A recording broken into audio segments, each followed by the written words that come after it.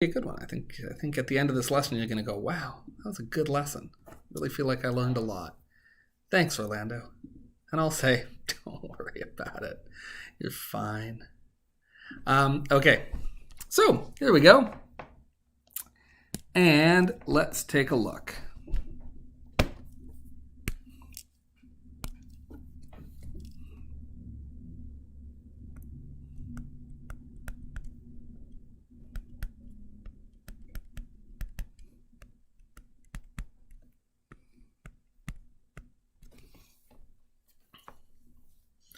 All right, so far,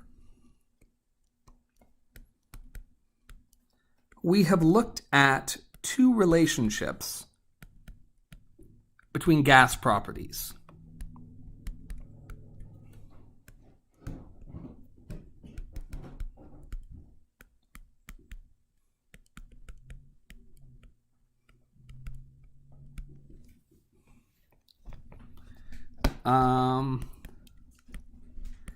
And so if you recall, the first one we looked at was temperature and pressure. And can somebody remind me what the basic precept is with temperature and pressure? And I'll let you know that I need somebody to read chat things to me because usually I have multiple screens on the go here. Actually, I guess I could put my phone in front of me with the chat on. I think I have that technology. Sorry, I probably should have just gone into my little cave, but I just didn't want to.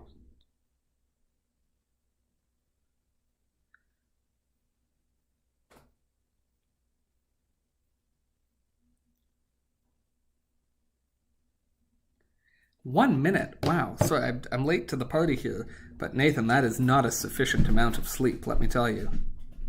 Should really. Yeah, very good. So we got the first relationship, which is pressure and temperature. And what we said there is that P1 over T1 equals P2 over T2, which is a fancy way of saying that pressure is equal to temperature times some constant. In other words, this is a direct relationship. In other words, as one goes up, the other is going to go up. If pressure goes up, temperature is going to go up. If pressure goes down, temperature is going to go down. Does that make sense? Sure. Good. I'll take that. So that's one type of relationship. Direct relationship. They move together. They move in tandem. They want to go in the same direction. The second example we have was pressure and volume. And what's the relationship there?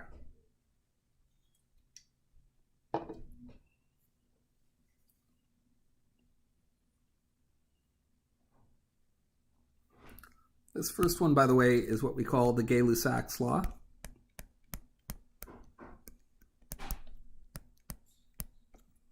I'm not so concerned about the name. Very good. And our second example was pressure and volume. And we said P1 V1 equals P2 V2, which another way we could express that is we could say P times V is constant. In other words, this isn't a direct relationship. This is what we call an inverse relationship. And the reason it's an inverse relationship is because they have to multiply to a constant, which means that they have to counterbalance one another.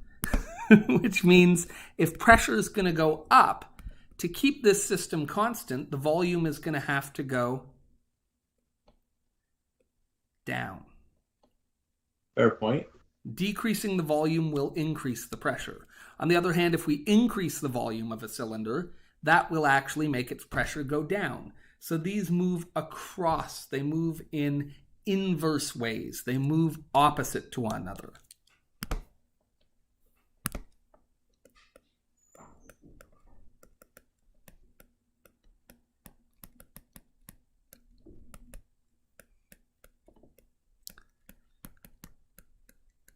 Was that Charles' law or Boyle's law? Why do I always do this? Does anyone remember from yesterday I say Boyle's law? It's Boyle's law. Thank you. Sorry about that. This is what we call Boyle's law.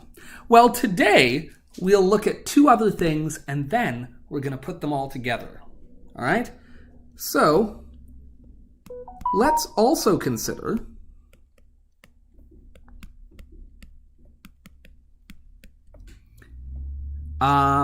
well, if we had pressure with temperature and pressure with volume, what's the other combination we could have?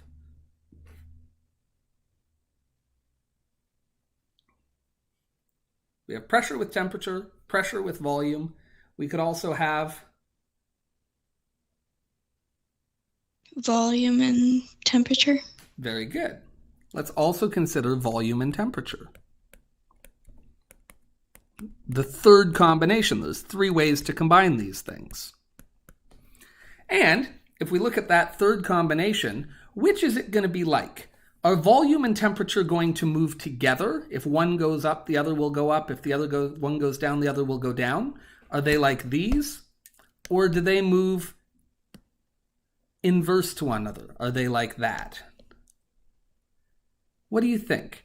If volume goes up, or let's go the other way, because the other one's more intuitive. If I raise the temperature of a gas, is its volume going to want to increase, or is it going to want to decrease? Which one?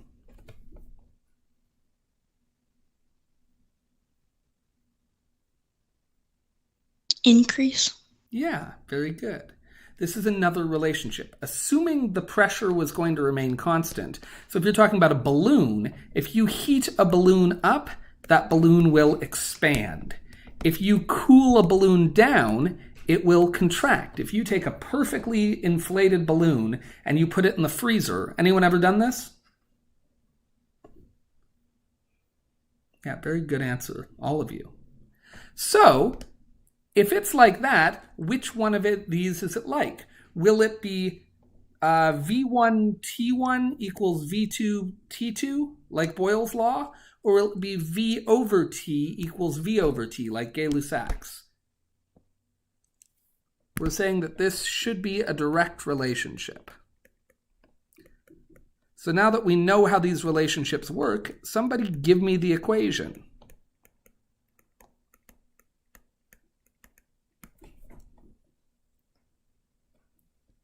How would we write this relationship? It'll be the first one. It'll be like the first one. Good. So somebody give me the equation. V1 T1 equals V2 T2. Like this? V over V1 over T1 equals V2 over T2. Very good. Over. Very good. That is very good. And that has a name as well.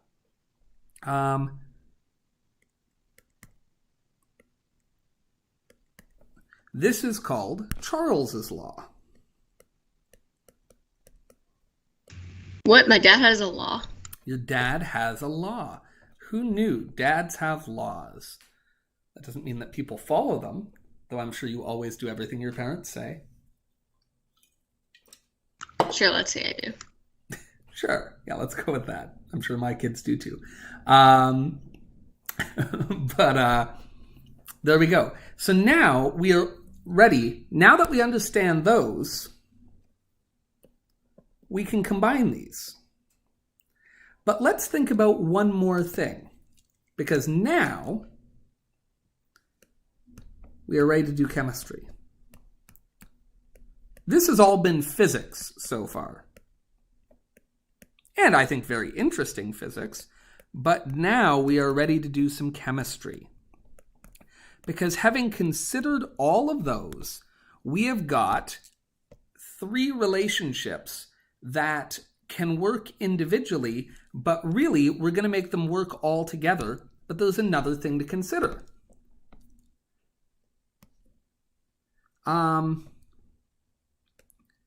What about changing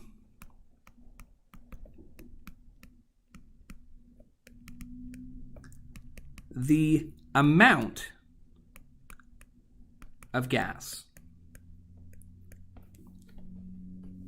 So far we have 3 laws: Gay-Lussac's law, Boyle's law, and Charles' law. But then there's something else I want to think about, which is, what about how much gas, which, remind me, N we think of as standing for number of moles.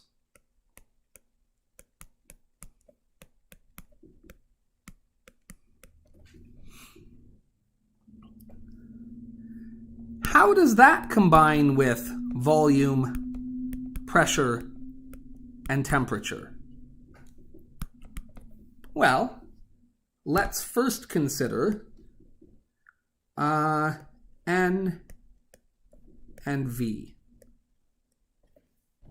If you have a balloon and you pump more air into it, what would you expect to happen to the volume?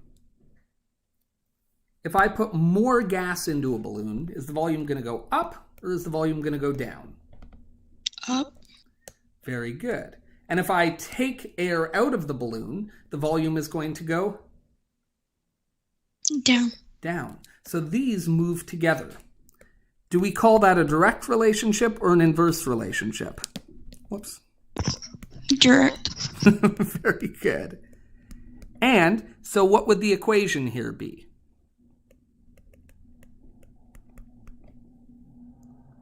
Would it be like P over T, or would it be like P times V? When it's a direct relationship, what's the equation look like? P over T. Very good. So in this case, N over V. N1 over V1 equals N2 over V2. Or, if we prefer to say it, we can say N equals some constant times V. They have to move together. All right, very good. Is there a name for that law? Well, we'll talk about these. These all fall under the category of what we call Avogadro's law. He sort of considers them all at once, and we're going to get to that. What's the other thing we could do N with? We could do N and Temperature. Sure. We'll come back to temperature in a moment.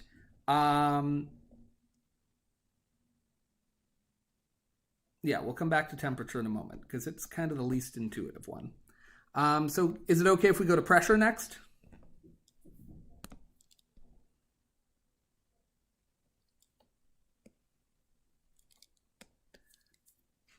And same thing. Now, instead of a balloon that can expand, instead of a balloon whose volume can change, let's consider a steel tank that's not going to get any bigger, that's not going to get any smaller. If I pump more gas into that steel tank, what's going to happen to the pressure? It's going to get bigger. Very good. It's going to go up.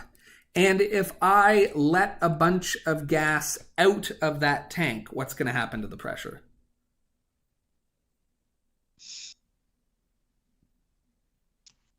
Decrease. Very good. It's going to go down. So they move together.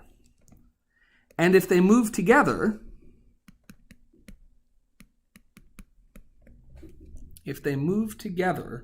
then what's going to be true? We call that a direct relationship.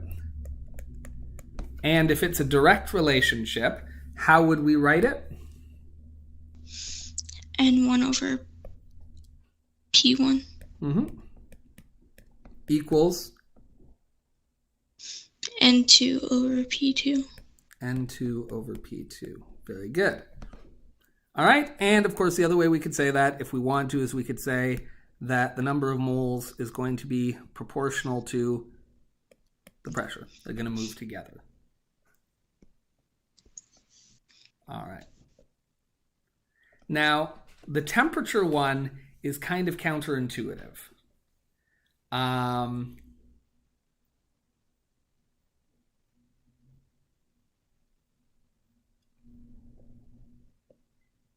But basically, one way to think of it is this.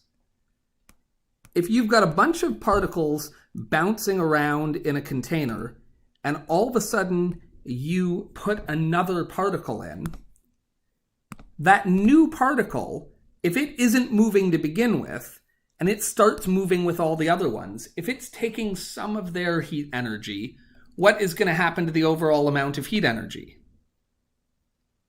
If this new particle takes a bit of it.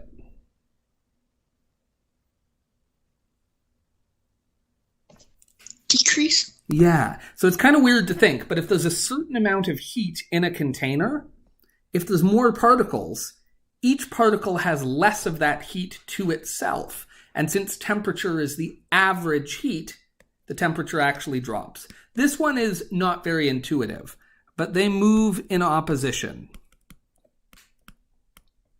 And I think this is the least obvious one to figure out.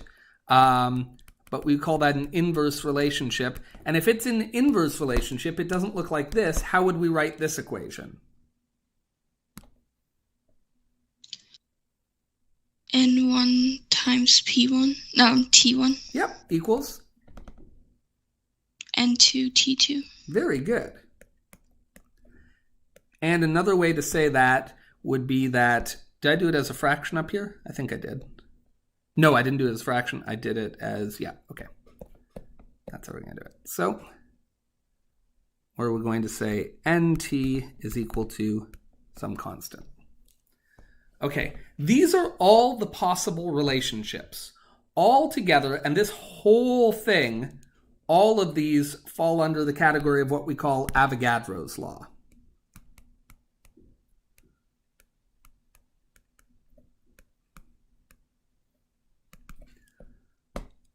All right, so you can write all of these as Avogadro's law. His whole point is that adding more gas affects each of these things. And keep in mind, the mole concept really comes from Avogadro's work. Remember, that number of how many things are in a mole, 6.0 times 10 to the 23rd, we call that Avogadro's number. You don't have to write that. But just a reminder that this is kind of the guy who gives us the mole concept. And it's actually this work with gases that first gives us the concept of the mole. So, from here, here's the thing. These 6 equations all tell us about changing conditions. But we can combine all 6 of these equations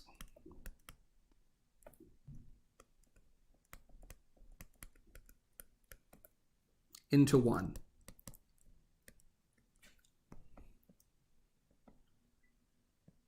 We can combine all 6 of these into one. And I'm not going to get too hung up on it, but and again, all of this is just preamble to what today's lesson is really about. But if we have, I'm going to say another way we could write this is P over T is constant. Is this as P over V is equal to a constant. And as this one, we could say N over P is equal to a constant. And over here, well, that's all of them. N over V is equal to a constant. You don't have to worry about the math of this too much, except to say, if we have 6 equations where we can say, let's look at these. We have P over T, P over V. Oh, I did not mean to write that one. I meant to write this one. V over T. We can mathematically combine all of these. So we can say pressure over volume, that was some constant. I'm just going to call it constant 1. Pressure over temperature, that was some constant. We'll call it K2. And then if we want to stick with pressure, we could say pressure over the number of moles, that's some constant K3. What haven't we combined yet? Well, we didn't combine volume and temperature yet. So we could say volume over temperature, that's some constant 4, right? And then we also had pressure and number of moles. So we could have P over N as some constant 5. And what's the other one we haven't done yet? We haven't done N and V yet. So we could say v over n. That is a sixth. Those are our 6 equations. Does that make sense?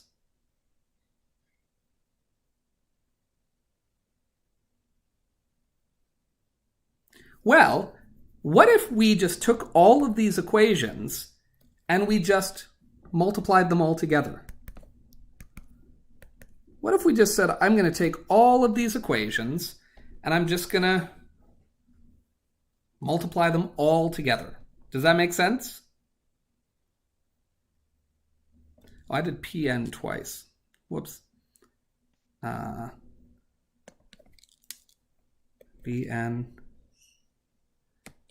And I should have done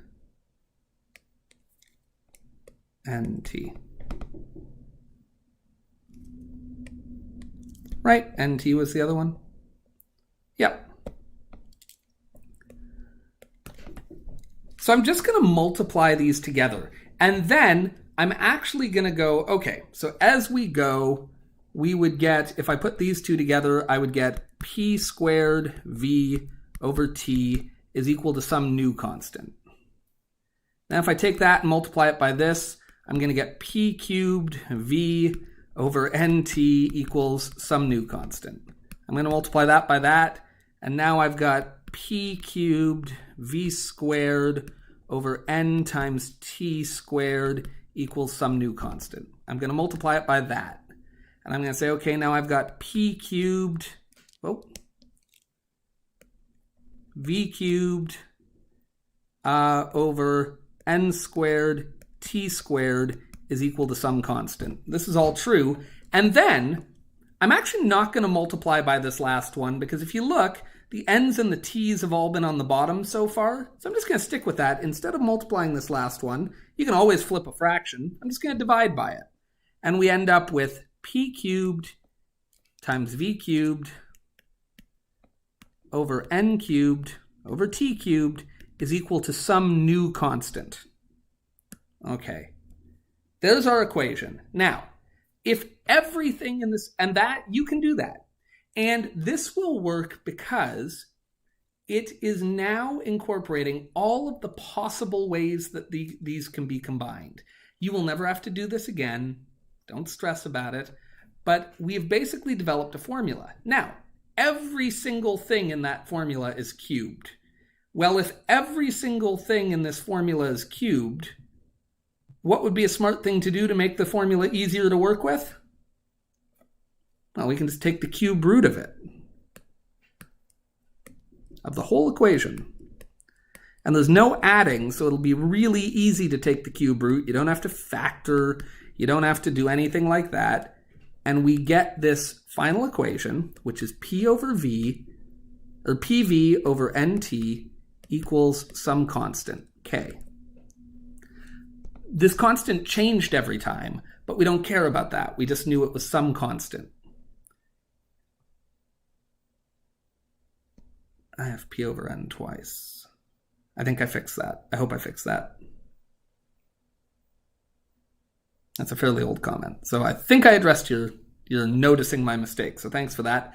And then the last step is they rearrange it. They didn't like this fraction, so they just moved it to the other side, and they give us an equation. And they say, this equation is PV equals N, this constant T, and then they decided to give this constant a name, and the equation is PV equals N times a constant they call RT. This is the equation we're going to use, and it's called the ideal gas law. Everything that came before, how we derived this, I think is really interesting. I'm happy to go through it. I think it's useful, but you don't have to know it. All right? So if you want to tune out everything that came before and just pay attention now, you're good. So the last 3 days were all for nothing? Well, no. Each of these laws individually is very useful. Because if you're just looking at changing one thing, why work with an equation that has all kinds of things in it? So Gay-Lussac's law, Boyle's law, Charles' law, and Avogadro's individual laws can be very useful individually. but you will never have to know how we mathematically combine them. Though really, it's not that complicated, is it? We multiply them all together, and then we take the cube root. But this law is really where the chemistry starts to happen. P stands for pressure. And what do we typically measure pressure in?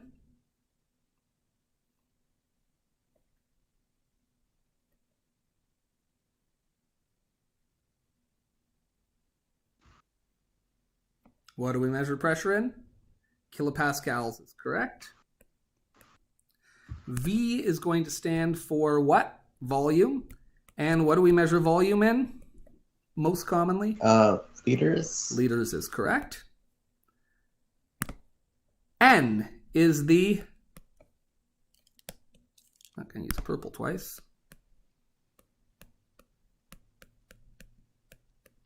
Number of moles, conveniently measured in moles. And T is obviously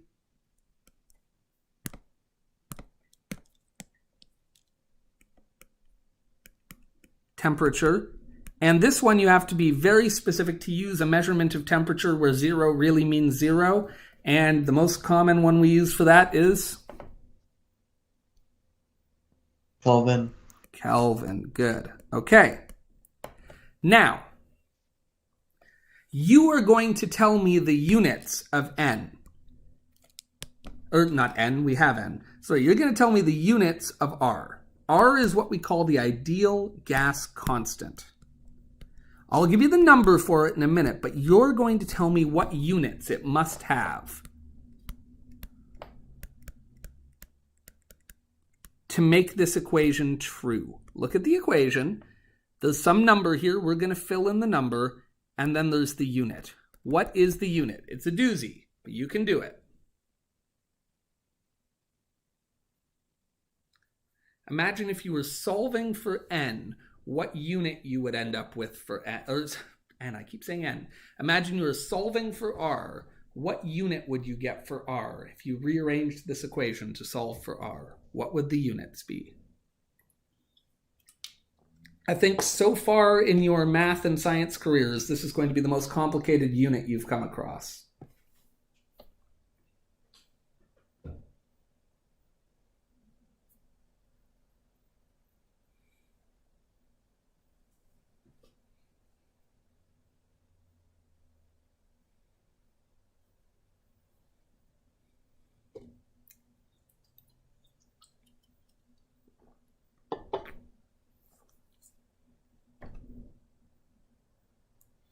Well, if you solved for R, just do a little rough work, what would still be on the other side? Right, if we have PV equals nRT,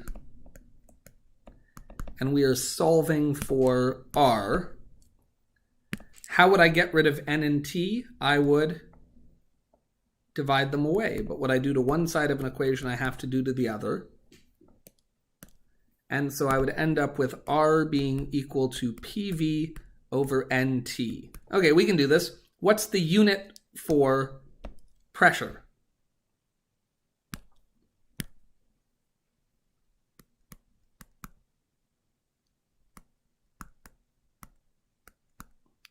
Kilopascals. And the unit for volume is liters. And the unit for N is moles. And T is that. So kilopascals, liters per Kelvin mole. That is the unit of R. And can somebody quickly double check that it's 8.314 kilopascals, liters per Kelvin mole for me? Because sometimes it's expressed as atmospheres, and I'm just having a moment of worrying that I've given you the one that is in atmospheres.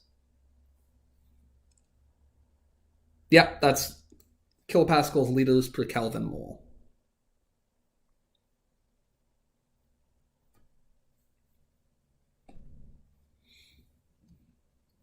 You'll sometimes see it as joules per Kelvin mole, which, thank you, physics, but we're not going to go there just yet. It takes 1 joule of energy to increase the volume of a substance by a liter. Anyway, don't worry about that.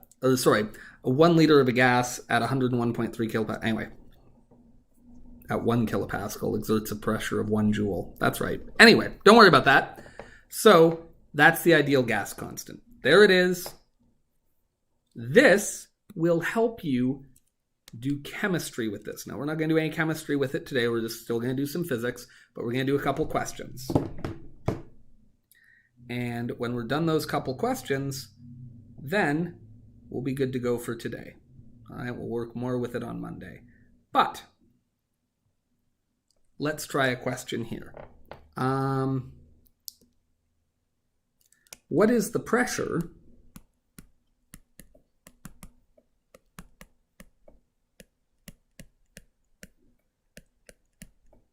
of a 1 liter container? 1 liter is boring. Of a 2.2 liter container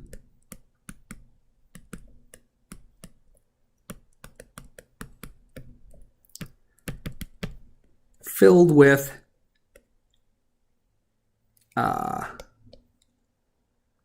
2.4 moles of gas at room temperature. And we'll define that as being 20.0 degrees Celsius.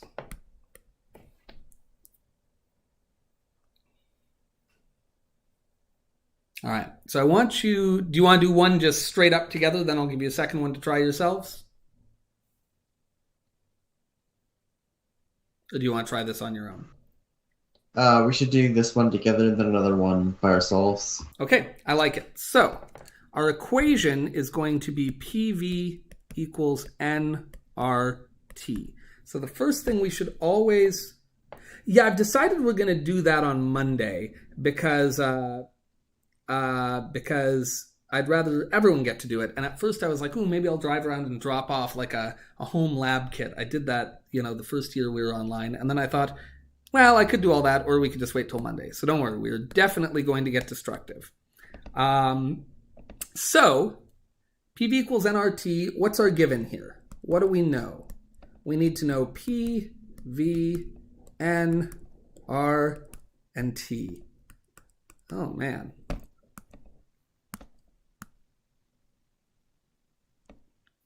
Okay, pressure. Do we know it? That is, in fact, what we're trying to learn. Do we know the volume?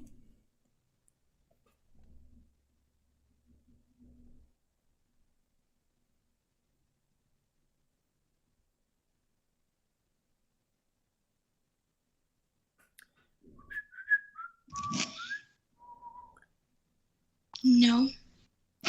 I think we do. Let's read the question. What is the pressure of a 2.2 liter container filled with 2.4 moles of gas at room temperature, 20 degrees Celsius? Good. So our volume is 2.2 liters. And listen, it can be confusing trying to grab all the numbers at us. Do we know how many moles of gas we have? 2.4. Very good. 2.4 moles of gas. R is a constant. And in this case, R is the constant, 8.314 kilopascal liters per Kelvin mole. 8.314 kilopascals liters per Kelvin mole. 8.314 kilopascals liters per Kelvin mole. And our temperature is what? 20 degrees Celsius. 20 degrees Celsius. Now here we have to be careful because 20 degrees Celsius, Jerusha's on top of it there, but we just have to remember that we want it in Kelvin. So the temperature in Kelvin will be 20.0 plus 273.15, which of course is 273.2 if we're in 1 decimal place land. And that means the temperature in Kelvin will be 293.2 Kelvin. If you have 293.15, that's totally fine because it's going to round out in the end. I'm going to round it now. So that is our temperature in Kelvin, and we always need to make sure we work in Kelvin. No degrees Celsius here, team. And now, it's actually fairly trivial. We're solving for pressure. Is there anything in this equation that has to move?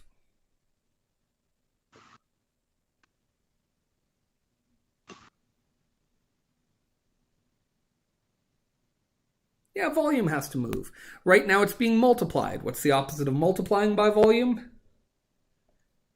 So we divide it. Very good. We divide by volume. On this side it will cancel, and we are left with the equation.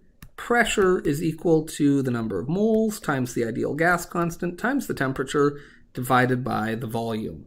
And now we can just substitute the values we have into that. I'm just going to slide this over just so we can see what we're doing as we do that. And N is 2.4 moles. R is 8.314 liters kilopascals per Kelvin mole. You'll see that I like to change the order of that around, and by like to, I mean I just forget which order I'm going to put it in. Temperature was 293.2 Kelvin, and we're dividing by the volume, and we said that the volume of this is 2.2 liters. All right, there's our setup. Before I do any numbers, if this is going to work, it should work dimensionally, i.e. the unit should cancel. Well, moles is on the top here, it's on the bottom there, so they will cancel. Kelvin is on the top here, it's on the bottom there, they will cancel.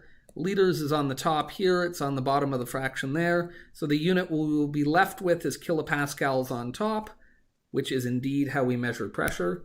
So that is pleasant. This is basically 1. So 1 times basically 8 is basically 9 because we're a little bigger and a little bigger. So we're basically 9 times basically 300. This should be on the order of like 2,600 to 2,700 kilopascals. Can somebody do the math for me? Hey, Britt, how you doing? Yeah, working from home. Are we live? Oh, we're live. Do you want to say hi to my class? No, but I was really hoping to put fire. Well, you can, but then you're going to be saying hi to my class. No. They're very nice. I like at least 2 of them. I'm very shy. You're very shy. That's one of the first things I notice about you. I am 100% not one of them. Oh, bull. About 2,000. It's 2,659.27, but that would round to, I think, 2,700. Hey, look at me. I think what you're saying is I nailed it? Sure. No. I guess you did. Sure. I think what you mean is, hey, Mr. Orlando, you nailed Way it. to go. Oh, in that case, hey, Mr. Orlando, you nailed it. Thank you. So we can say 2,700 kilopascals.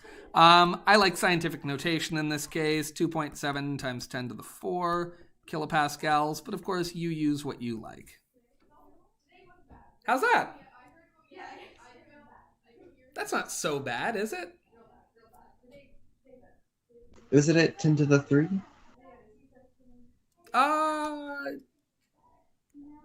Ryan, I think you want it to be 2.7 times 10 to the 3. That's what I have. Anyway, whatever you got, your mileage may vary. Oh, I did the hard mental math, and then I couldn't do the scientific notation. I'm so ashamed. For a second there, I thought you were just messing with us. And Yes, done something right. incorrect. I was testing you, and I wanted to see if you could do it, and I'm proud to say, Ryan Marion, you passed the test. Every time you say Pascal, I keep thinking of Rapunzel's pet. Oh, yes. I love that movie. That's a good movie. All right. Can you guys try one?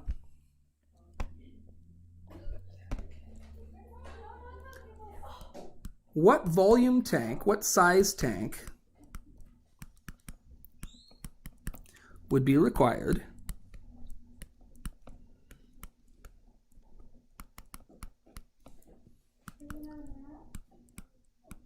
to hold 25,000 moles Yes.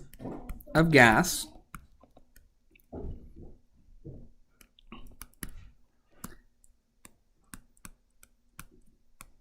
at a pressure of 220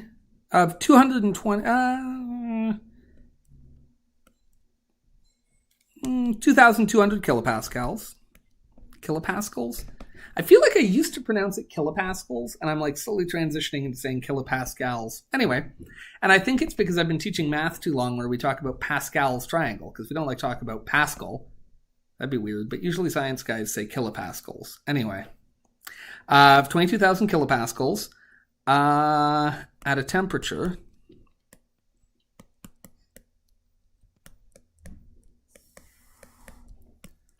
of minus 24 degrees Celsius. All right, there we go. I want to know how big a tank I'm going to need if I'm going to hold 25,000 moles of gas at a pressure of 22,000 kilopascals at a temperature of negative 24 degrees Celsius. All right, get on it. And I would recommend the same setup. I always like to write my equation down. And then I like to write my given down nice and neatly. And I just take them right from the equation and go. Next, step up. Oh, don't bite me. That was rude. Do you want to say hi to my class? Yeah, do you want to say hi, Nix? It's the same bird I have. Is it? Oh, I love it. But my bird's a devil. Oh. Next.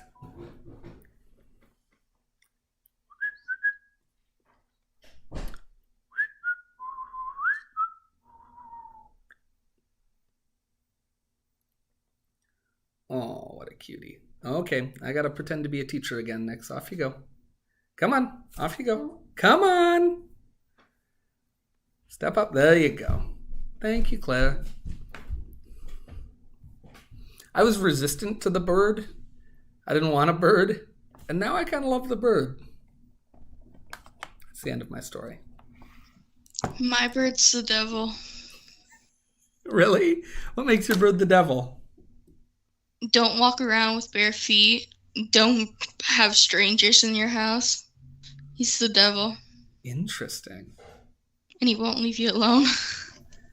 Yeah. Nix, I sit at the piano and play sometimes, and Nix will just come sit on my shoulder and just scrack, scrack, scrack, and then when she gets bored, she eats my hair.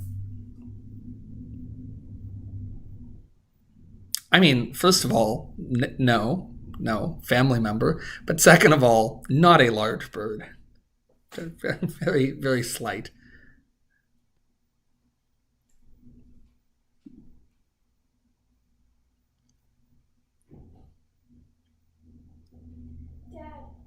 Boiling water on the stove for soup, and then I forgot about it, and when I came back there was no water left. That's a real science lesson, that, Claire. It's a great story. I really enjoyed it.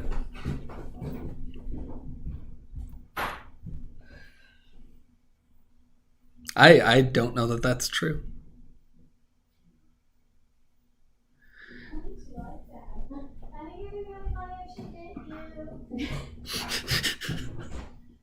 I hope you're talking about the bird. Yeah.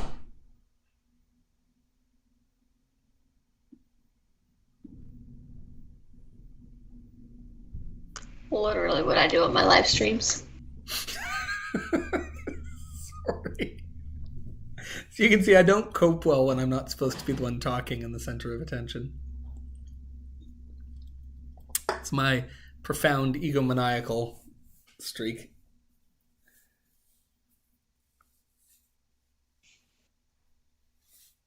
Oh. My bird is also missing a toe. Oh no, what happened? He broke it.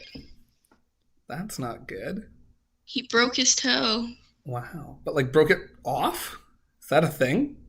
No, so he broke his toe and it didn't heal properly. So did they have to remove it? No, it just fell off.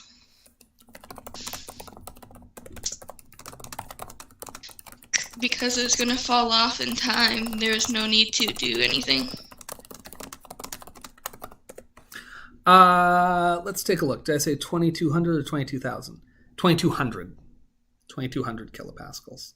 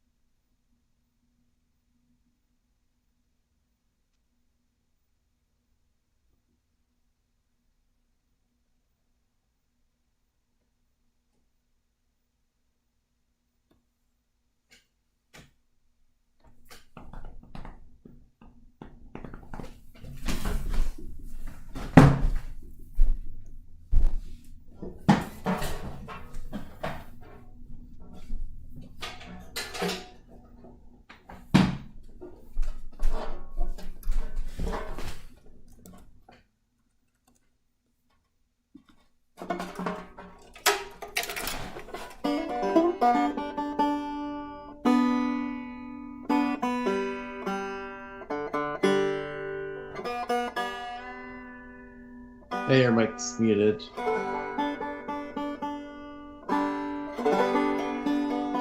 Probably because he's tuning. Fair enough.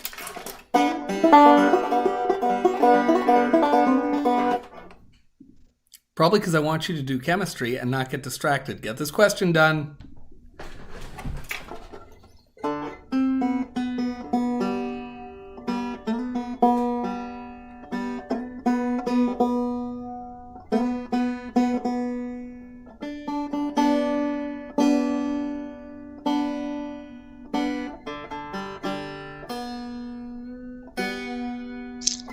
Can you show the question again? Oh, you need, yeah, absolutely.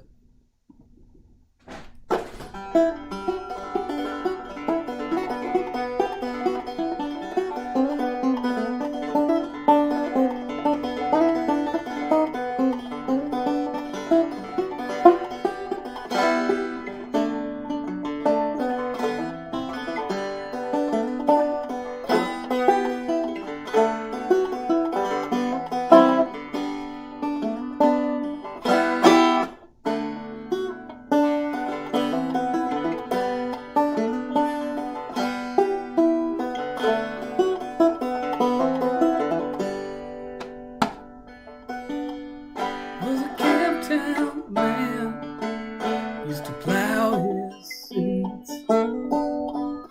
He loved that mule, and the mule loved him.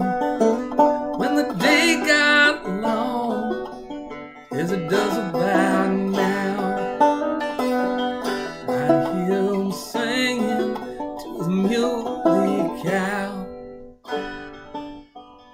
Said, come on, you old girl, I bet the whole damn world we're gonna make it, yeah, to the end of the road.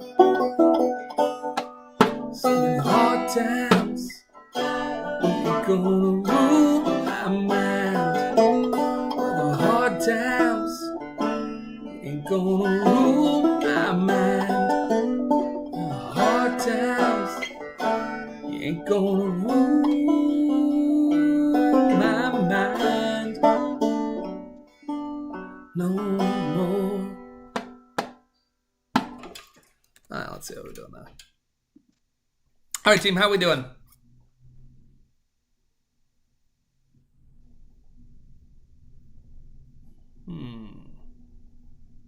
Yeah, it's a big old tank. Assuming you're right, which I'm sure you are. Let's go through and look at the math. So,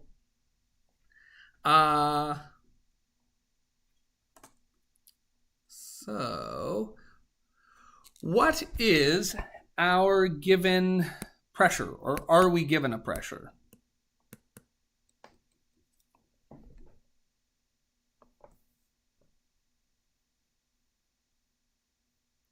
Am I unmuted here? Did I?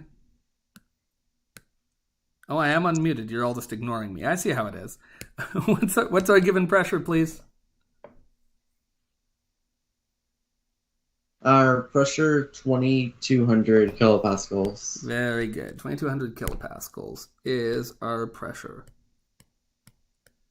Great. Do we have a given volume? 25,000? Or was that 1,000? Good thinking, but the 25,000 moles is actually the number of moles of gas. In this case, the volume is our question. It's what we don't know. And that, by virtue of saying what size means that is what we are looking for, the volume. Do we know how many moles? You just told me. 2,500,000 or whatever. Yeah, very good. What are we listening to?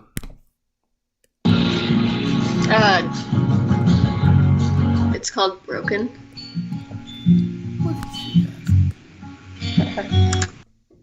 All right. Do we know the ideal gas constant?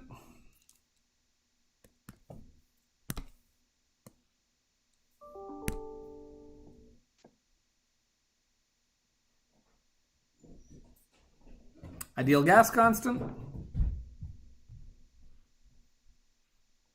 Information unknown.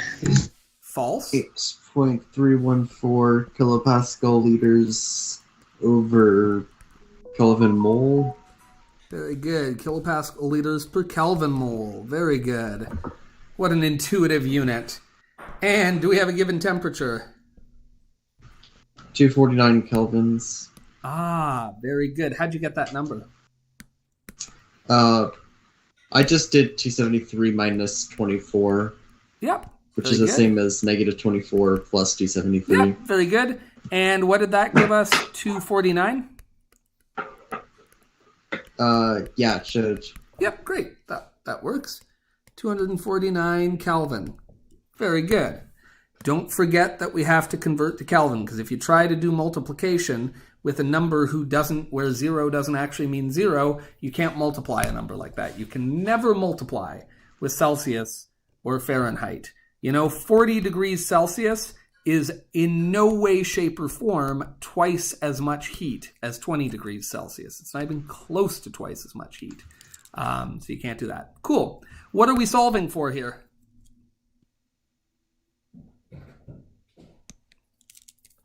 Volume. We're solving for volume. So we need to move what?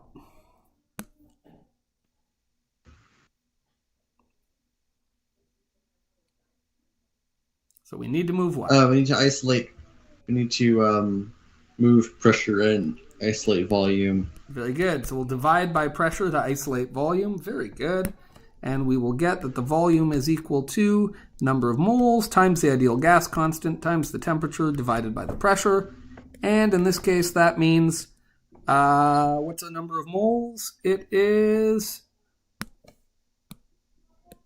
25,000. 25,000 moles. Very good. And I am very much, I don't know how other teachers factor into this. I am very much a stickler for units when doing chemistry work. Not a math teacher. I mean, I am a math teacher. But math teachers just do the math and then fire units at the end. I'm a big believer in keeping track of those units and making sure they work. So write your units in. Ideal gas constant is 8.314 kilopascal liters per Kelvin mole. And what is our given temperature? 249 kelvins. 249 Kelvin. Good. And we divide that by our pressure. And the given pressure is what? 2,200 kilopascals.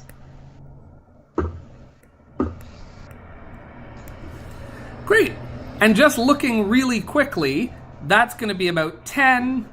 That's going to be a bit more than 10. 10 times a little less than 10. This is going to be around about 100. About 100 times 100. So we should be talking about, give or take, 25,000.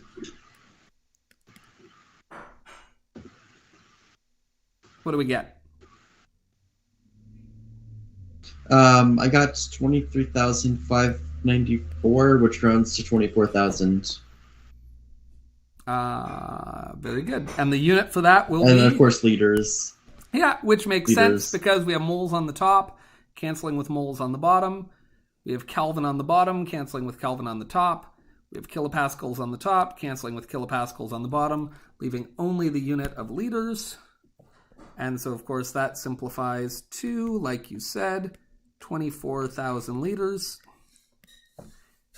How big a tank is 24,000 liters? Like, just to give us a concept, is that like an unreasonably large tank, or is that something we could have?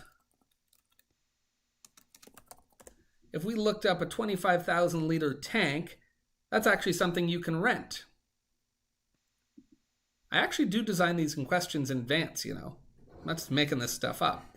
But so that is actually... How much does it cost to rent one of these? I don't know. But you can rent them, you can buy them, you can have them dropped off. And this particular one is made for liquid, a liquid inside, but they absolutely also make ones that are made to hold gases. So like that's a real thing. It's big, right? 28 feet by 7.5 feet by 9 feet. She's a big old tank, but there it is. They're about 4,000 to 8,000. Oh, wow. Well, there we go. That would be to buy, I'm assuming, right? Probably. It's also depending if it's metal or plastic. Yeah, well, exactly. Yeah, and that is obviously, if it's going to hold liquids, you could have one that's made out of plastic. One that is holding up to 10 atmospheres of pressure, or 20 atmospheres of pressure, is going to be metal for sure. But there we go. So it would require a 24,000 liter tank. A 24,000 liter tank would be required.